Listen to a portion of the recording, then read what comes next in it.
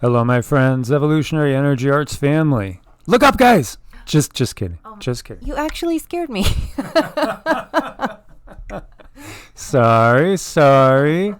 So we've been talking about the potential for some major events September through November, including just a lot of buzz about asteroids, meteors, fireballs.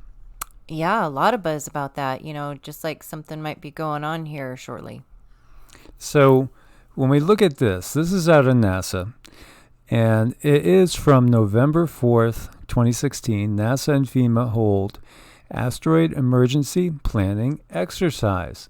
So this is an exercise that they had, and you could say, well, it's just an exercise from 2016. Why do we care? Well, Event 201, and then a couple months later, look what happened. Wow, that actually happened. Kind of crazy. We see all this. Things are always out there. There's always things getting telegraphed. Remember China catching a cold? 2010. It goes on and on. And I've talked about this before. Neo's passport expiration date in a movie that was made in 1999, September what? Mm-hmm. Yeah, 11th, 2001. And just the name Neo, we have Comet Neo-Wise out there as well. And of course, Neo can stand for a near-Earth object. I think we should just take a look because, as we've seen, things get telegraphed. Well, the interesting thing is this simulation that they did, again, back November 4th, 2016, this article, right? Well, this exercise simulated a possible impact 4 years from now. A fictitious asteroid imagined to have been discovered this fall with a 2% probability of impact with Earth on September 20th, 2020. 20. They like numbers. Things that make you go, The simulated asteroid was initially estimated between 300 and 800 feet in size, with the possibility of making impact anywhere along a long swath of the Earth, including a narrow band of area that crossed the entire United States. And whenever we talk about crossing the entire United States, I think of the two eclipses, and it really feels to me that is a sign that two eclipses, X marks the spot right at the New Madrid, that between 2017 and 2024, the United States is going to go through its own tribulation. That's what I felt from the beginning. When I first saw that, I was like, ooh. Yeah, I think we're going to need to be able to take care of ourselves. So very interesting that, this simulation that they ran was for a September 20th impact of this year, 2020. Curious, really curious. And we see this just came out 7 hours ago. Asteroid shower rained space rocks on Earth and the Moon 800 million years ago. An asteroid shower thought to have struck the Earth and the Moon 800 million years ago may have triggered the Earth's greatest ice age. Wow. We've been talking about the ice age coming. We've talked about the Younger Dryas event. And, that's a fascinating event for sure. There are many signs that cosmic impacts have had major effects on the Earth's history. For example, an asteroid about 6 miles wide that hit the Earth 66 million years ago. And this was in Mexico, destroyed nearly 3/4 of the animal and plant species on Earth, including most of the dinosaurs, leaving behind a gargantuan crater more than 110 miles wide. It's pretty wide. So an asteroid of that size is thought to be capable of striking the Earth only once every 100 million years. However, erosion, volcanism, and other geological activity have largely erased any impact craters on the Earth made before 600 million years ago. And again, we really question the dating of these things. Is the dating all completely wrong? Perhaps not. So in a new study from Japan to learn more about ancient impacts on Earth, scientists investigated the Moon, since craters are preserved very well in the vacuum of space. And space is not really so much of a vacuum as we think it is either, or as modern science tells us. They investigated 59 lunar craters, each about 12 miles wide or larger, using the Japanese Lunar Orbiter spacecraft, Kaguya. And the researchers analyzed when these craters were formed by examining the rings of rock ejected from the impacts which created them. Small meteoroids rained down on the moon at a predictable rate, leaving behind craters ranging from 330 to 3300 feet. There's the numerology again. That keeps happening. Weird. Yeah. I mean, again, they're giving us clues, or they're giving clues to some of their other people out there, some of these secret society people that follow the numerology as well. Of course, we do here as well. So, interesting. And by counting the number of these small craters in the ejecta of the large craters, they could estimate when they formed. Scientists found that 8 of the large craters they studied formed simultaneously, including the Copernicus crater, which is 57 miles or 93 kilometers wide, from which Apollo astronauts collected samples. Then they used radioisotope dating as well. And so they were all born from the wake of an asteroid shower about 800 million years ago. It's very interesting stuff. But wait, there's more. So video claims asteroid impact coming in November, but experts weigh in. Okay, I told you about the book 1900, The Last President, and how that was written by a gentleman that wrote other books about Baron Trump. Mm-hmm. And interesting that in this book, the last president is serving at a time of tremendous civil unrest, rioting going on. The people are so divided, it's almost impossible that the country's going to stay together.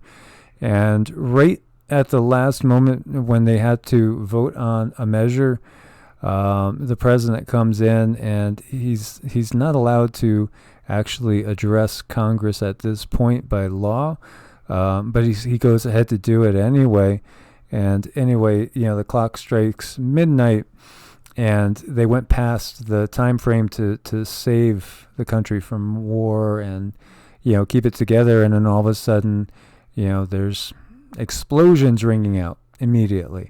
So the explosions, they don't really tell you exactly in the book what it is, whether it's the first shots of a new civil war breaking out, or whether it's a terrorist act, or whether it's meteors. They don't even say, but you kind of get the feel that it might be the beginning of the war and or terrorist bombing that takes out the White House. And we've seen the White House taken out in Independence Day. We've seen the White House taken out in how many movies?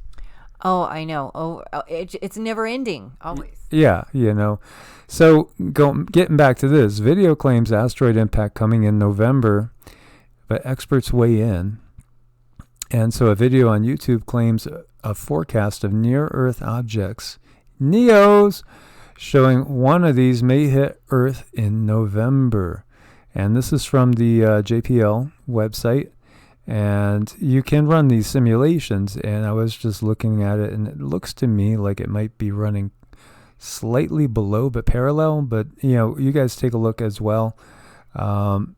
Anyway, this object is 2018 VP1. It's currently projected to come very close to Earth, and by the way, there is another one that looks super close too in September, by the way. The video is a little off on its math. Even so, Mike Murray of the Delta College Planetarium in Bay City says, don't worry. First, gets into the math and how far away it is. So, as we're saying, anytime people are talking AU, I don't take it seriously, because they're talking the distance of the Earth to the Sun. Now, when you're starting to talk in an LD, lunar distance, 239,000 miles instead of, tens of millions of miles, then it's time to take a little bit closer. So, 0.02 times that distance is 4,780 miles.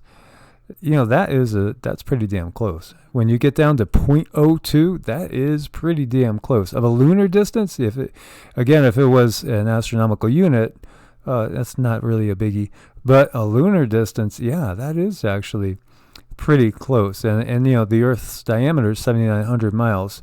So this is coming, a little bit more than half the diameter of the Earth away. That is pretty close. Anyway, so I wanted to share that with you, but you know what the date was that this is forecast to come? November 2nd. November 2nd. Well, what happens November 3rd? November 3rd's election day. Can you imagine if there was something that hit?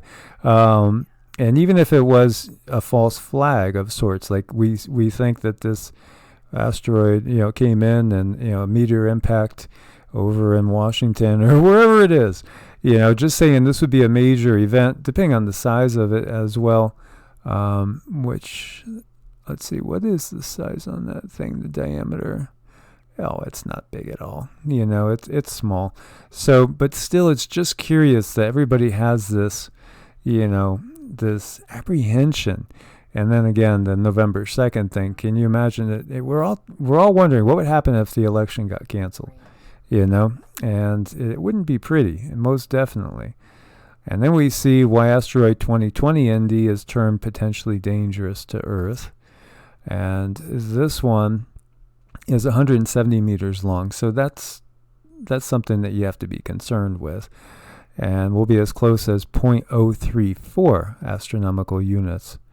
And again, that's AU. So that's a big difference than the LD, because you're looking at 5 million kilometers, So, but the point is asteroids everywhere. NASA warns a massive asteroid bigger than the famous London Eye approaching Earth on July 24th. And this was from the 19th.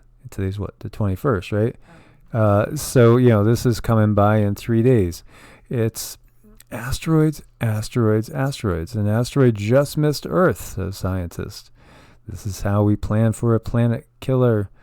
And, you just can't make this stuff up. This was June 12th. And of course, this, if you guys want to take a peek, this is a PDF. It's from the whitehouse.gov, National Near-Earth Object Preparedness Strategy and Action Plan. Brought to us by our favorite people that brought out the notice about, get ready for, not having the grid for 6 months. And they also recently did, a survey and a study on, just planning for that big EMP that perhaps would be launched by China. And then Exopolitics Britain, plans exist for extraterrestrial invasion. And this goes back all the way to Werner von Braun. And so, in case you don't know, he was a famous Nazi scientist that ended up heading NASA. And Operation Paperclip, again, we took so many of them in, forgave them for what they did to other humans in their experiments, etc., that were totally inhumane, because we wanted their brains and their technology. So there was on his deathbed a statement supposedly made, and we don't even know if this is true. This is supposedly what he said on his deathbed, and again, he worked for Never a Straight Answer. So how could we trust him? And then he was part of the Nazi party. So how could we trust him? Is this, a spotless individual? Well, anyway, supposedly on his deathbed, he basically told of this big plan. And so this is a Dr. Rosen talking about it. The strategy that Werner von Braun taught me was that first the Russians are going to be considered the enemy. In fact, in 1974, they were the enemy. The identified enemy. We were told that they had killer satellites back in 1974. We were told that they were coming to get us and control us, that they were the commies. Then terrorists would be identified. Then we were going to identify third world country crazies. We now call them nations of concern.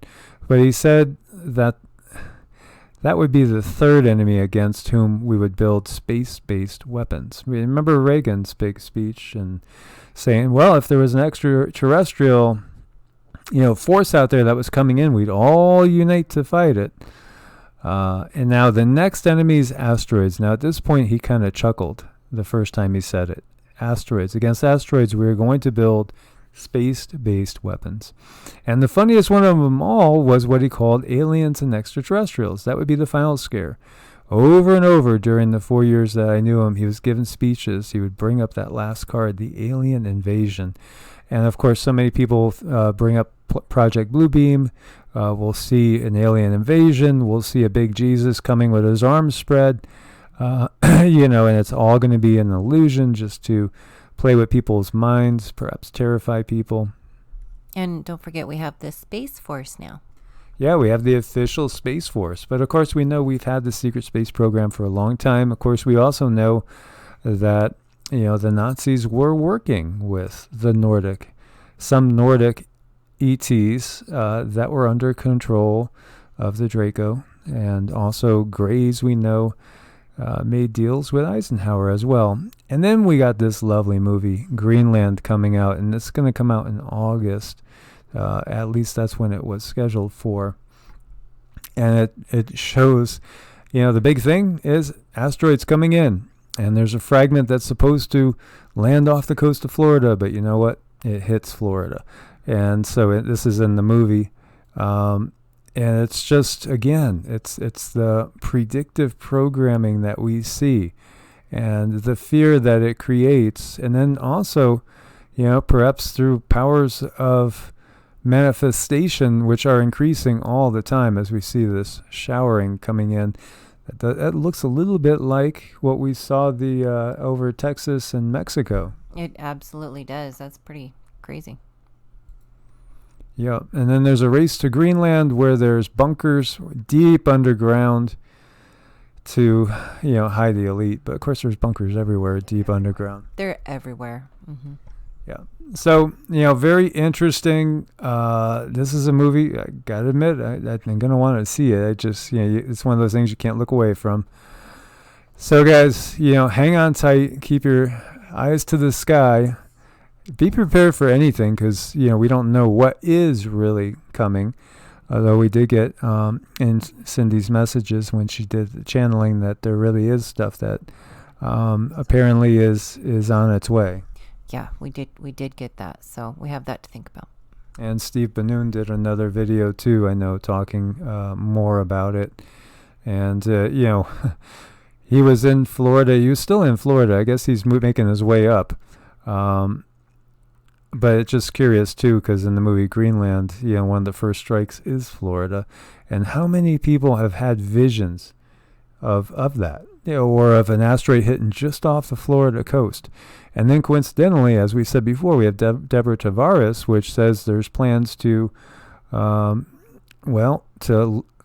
launch an underground nuke that would cause a tsunami. And you might think it would be even perhaps an asteroid impact, but it's really not. And, it's not an act of God, but an act of man.